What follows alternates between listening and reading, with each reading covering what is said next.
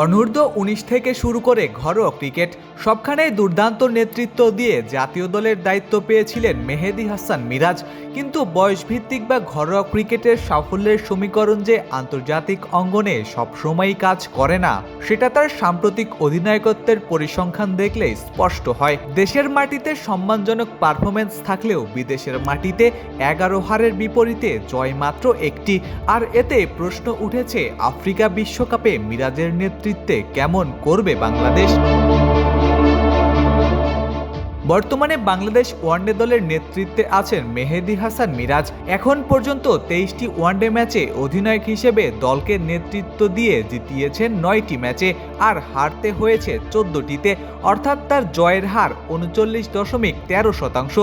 তবে এই পরিসংখ্যানের চেয়েও বেশি চিন্তার কারণ দেশের বাইরের রেকর্ড। বিদেশের মাটিতে মিরাজের নেতৃত্বে বাংলাদেশ খেলেছে 12টি ওয়ানডে, এর মধ্যে জয় এসেছে মাত্র একটিতে, বাকি 11 ম্যাচেই হার, অর্থাৎ বিদেশে তার জয়ের হার মাত্র 8%। বিপরীতে দেশের মাটিতে জয়ের হার প্রায় 72%। এই বিশাল ব্যবধানই বাড়িয়ে দিচ্ছে উদ্বেগ, কারণ সামনে যে সবচেয়ে বড় চ্যালেঞ্জ ওয়ানডে বিশ্বকাপ, আর সেটি অনুষ্ঠিত হবে আফ্রিকার মাটিতে। ঘরের মাঠে সিরিজ জয়ের সাফল্য থাকলেও বিদেশের কন্ডিশনে মিরাজের অনফিল্ড সিদ্ধান্ত বারবার প্রশ্নের মুখে পড়েছে।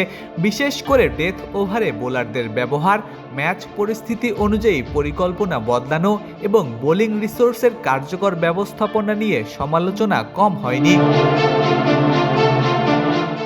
ব্যাট হাতে কিংবা বল হাতে মিরাজ নিজের দায়িত্ব পালন করলেও অধিনায়ক হিসেবে বিদেশের মাটিতে বারবার হোঁচট খাচ্ছে বাংলাদেশ। এ কারণে এখন প্রশ্ন উঠেছে, বিশ্বকাপের আগে কি নিজের কৌশলগত দুর্বলতাগুলো শুধরে বিদেশের মাটিতেও বাংলাদেশকে দিতে পারবেন একটি জয়ী কম্বিনেশন, নাকি অধিনায়কত্বের এই কঠিন পরীক্ষাতেই থেমে যাবে বাংলাদেশের বিশ্বকাপ স্বপ্ন। Ishtiaq Ahmed, daily cricket.